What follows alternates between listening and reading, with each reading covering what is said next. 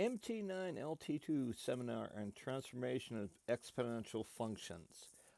We're going to be looking at transformation of exponential functions, so I want to start off by reviewing transformations of linear functions. So do questions 1 through 3, and we'll review those in class.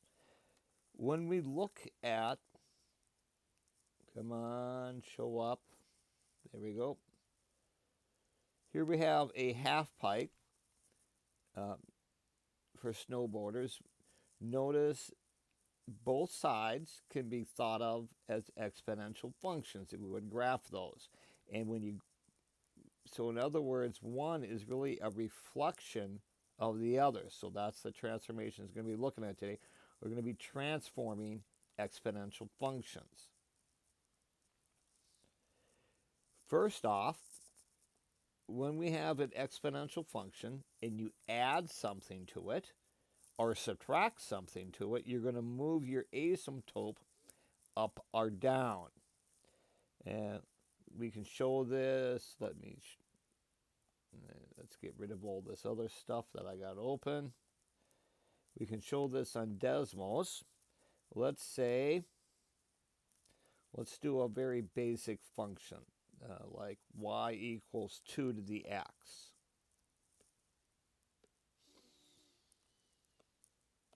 Okay, there's my exponential function. So if I add something onto that, which we'll call k,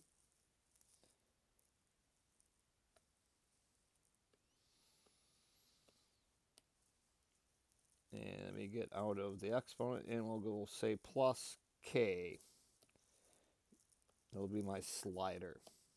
So notice when I move my k, when it's actually at 0, that's my foreign parent function. If I add something, it moves it up. If I subtract something, it moves it down. Moves your asymptote down, that is. The function itself stays the same. You're just moving the asymptote up and down as we look at our function. So let's apply that to a problem here. I've got y equals 2 to the x plus 3. Well, we just saw that. What happens if I change my k value to 3? Notice it went up 3. So that's your transformation. Whoops.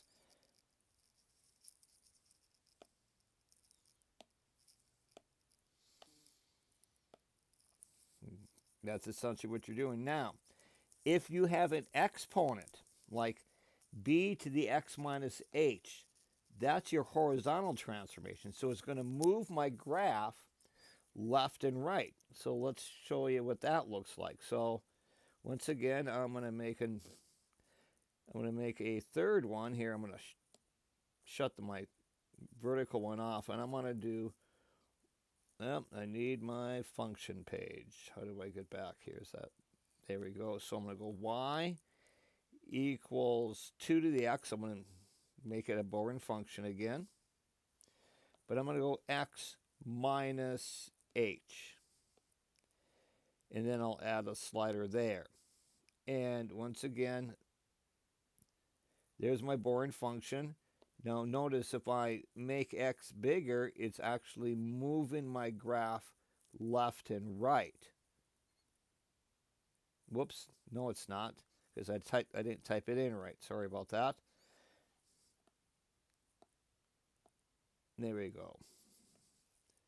X minus, whoops. I think I got to put it in parentheses, so let's try that again. And I'm going to go x minus h. There we go. And now, when I move it to when I make x negative, x minus 2, notice it's moving to the right, isn't it? When I make it x is negative, it moves to the left. But remember, it's opposite, so it's x minus. If I put in plus, that would make it backwards. Okay, so if I have like x plus h, then when x is 1, it's moving it to the left, isn't it? When it's negative, it moves it to the right. So we think of inside the parentheses, it's always backwards.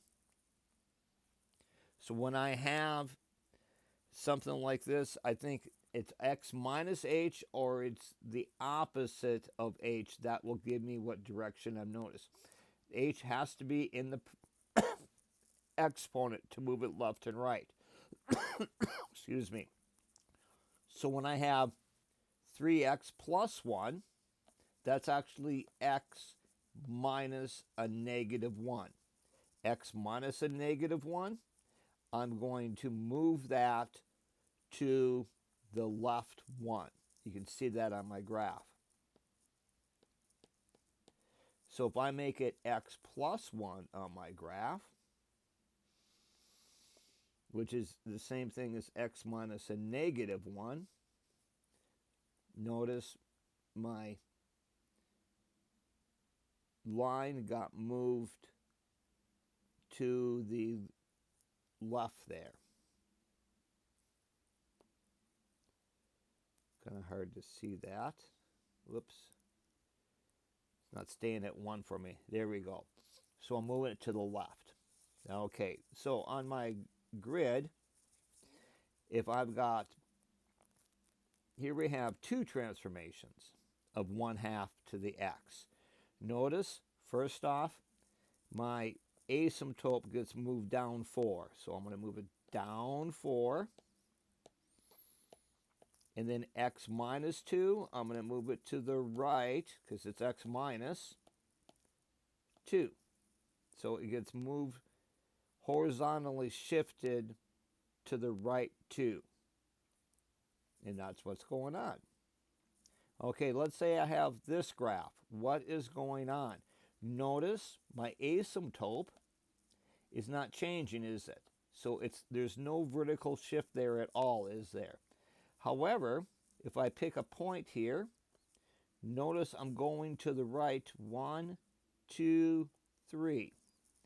And since my parent function is f of x, I'm going to say g to the x, or gx equals 2, and I'm moving to the right 3, so h is 3, so it's 2 to the x minus 3 power.